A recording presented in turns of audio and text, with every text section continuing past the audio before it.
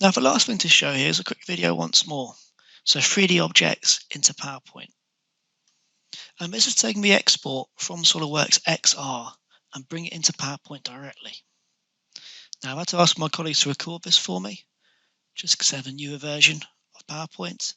But insert 3D models and choose that GLB file type.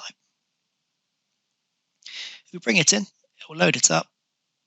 We have this model in PowerPoint, but in 3D. So you can spin it around to get the actual angle you're after in PowerPoint itself, perhaps, rather than SOLIDWORKS.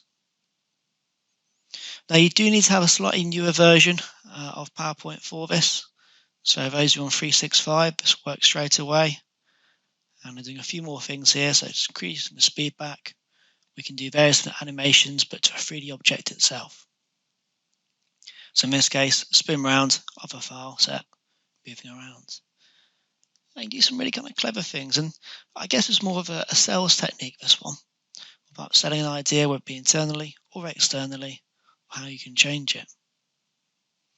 And again, do a few more items in here, so a few more views, and we even utilize some of our standard views as well with file sets. And we're going to morph between it, moving one position to another. Now, text is a fun one as well. So what we can do is perhaps have text moving. So in this case, as we spin round the drone, want this text to move to the side, be a little bit larger. It's almost like an animation, sales animation, to try and show this file set.